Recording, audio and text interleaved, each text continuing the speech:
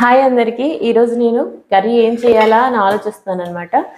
Fridge open చేస్తే నాకు beans కనిపించి ఎప్పుడో తెచ్చి ఫ్రిడ్జ్లో పడేస్తున్నాను. కాకపోతే ఫ్రెష్గానే ఉన్నాయిలేండి. పచ్చి కొబ్బరి వేసి ఫ్రై చేస్తే రసం అన్నంతో చాలా బాగుంటుంది.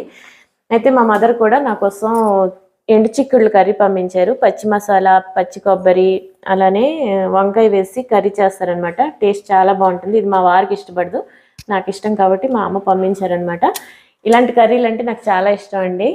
ముద్ద కర్రీలు, మసాలా కర్రీలు అంటే నాకు చాలా ఇష్టం. అలానే ఎక్కువగా మసాలా ఏం తినము అనమాట, లైట్గానే తీసుకుంటూ ఉంటాం.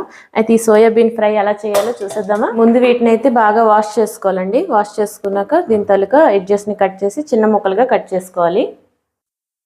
ఈ విధంగా ఎడ్జెస్ని ఇలాగా కట్ చేసుకోవాలి. నార్లు వస్తే నార్లు తీసుకెళ్ళండి. ఇవి సన్నగా లేతగా ఉన్నాయి కాబట్టి అంత నార్లు రావు వీటికి.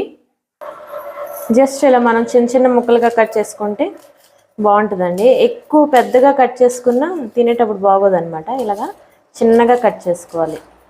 చక్కగా ఉడికి రోస్ట్గా ఫ్రై అవుతాయి అన్నమాట. ఇలా చిన్నగా కట్ చేసుకోండి. మనం ఫ్రైడ్ రైస్కి, ఇలా వెజ్ బిర్యానీకి చిన్నగా కట్ చేసుకొని వేసుకుంటాం కదా, అదే విధంగా కట్ చేసుకోవాలి. బీన్స్, ఉల్లిపాయలు అయితే కట్ చేసేసానండి. కొబ్బరికాయ అయితే నేనైతే కత్తిపెట్టలో తురుముకోలేదనమాట. చక్కగా గ్రేటర్తో, సన్నంగా ఉండే గ్రేటర్తో తురిమి పెట్టుకున్నాను అనమాట.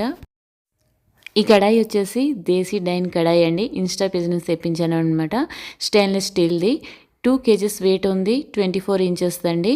క్వాలిటీ అయితే చాలా బాగుంది. మీరు ఆర్డర్ ప్లేస్ చేయాలనుకుంటే నేను డిస్క్రిప్షన్లో ఇన్స్టా పేజ్ తాలూకా డీటెయిల్స్ అయితే మీకు షేర్ చేస్తానండి. హ్యాపీగా ఆర్డర్ ప్లేస్ చేసుకోవచ్చు. క్వాలిటీ చాలా బాగుంది.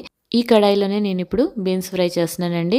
ముందుగా ఇందులో 3 స్పూన్ల వరకు నువ్వుల నూనె వేసుకోవాలి. నువ్వుల నూనె హెల్త్కి చాలా మంచిది, జుట్టుకి చాలా ఉపయోగపడుతుంది అనమాట నువ్వుల నూనె. కొన్ని వాటికి పచ్చి కొబ్బరి వేసి ఫ్రై చేస్తే చాలా బాగుంటుందండి. బీన్స్కి, క్యారెట్కి కానీ, బీట్రూట్కి కానీ, వీటికన్నిటికి కూడా పచ్చి కొబ్బరి వేసి ఫ్రై చేస్తే సూపర్గా ఉంటుంది. పచ్చి కొబ్బరి వేసి నేను ఆనపకాయ ఫ్రై కూడా మీతో షేర్ చేస్తాను. అది రోటీతో చాలా బాగుంటుంది అనమాట. జొన్న రొట్టెతో కానీ, రాగి రొట్టెతో కానీ, పుల్కాతో కానీ, అలా చపాతీతో కానీ, వాటితో ఆనపకాయతో పచ్చి కొబ్బరి వేసి ఫ్రై చేస్తే ఆ కర్రీ చాలా బాగుంటుంది. ఆ రెసిపీ కూడా నేను మీతో షేర్ చేస్తాను.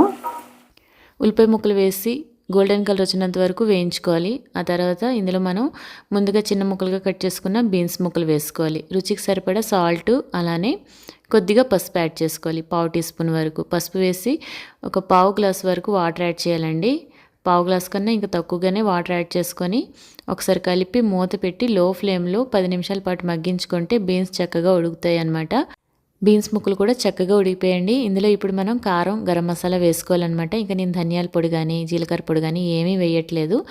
మీకు కారానికి తగ్గట్టు కారం యాడ్ చేసుకోవాలి. అలానే 1/2 టీ స్పూన్ వరకు గరం మసాలా వేసి కలిపి మూత పెట్టి 2-3 నిమిషాల పాటు మూత పెట్టి చక్కగా మగ్గించుకోవాలి. మధ్య మధ్యలో కలుపుతూ ఉండాలండి, లేదంటే అడుగు పట్టేస్తుంది. స్టెయిన్లెస్ స్టీల్ కడాయే కానీ ఏమాత్రం కూడా అడుగు పట్టలేదండి. చూసారు కదా, కలుపుతూనే అర్థమవుతుంది కదా.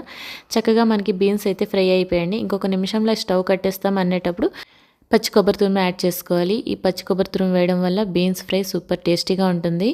1/2 కప్ వరకు ఉంటుంది కొబ్బరి తురుము. వేసేసి 1 నిమిషం ఫ్రై చేసుకొని స్టవ్ కట్టేసి వేడిగా అన్నంతో వడ్డించుకుంటే చాలా టేస్టీగా ఉంటుంది. సాంబార్ అన్నంతో కానీ, రసం అన్నంతో కానీ దేనితోటైనా బాగుంటుందండి.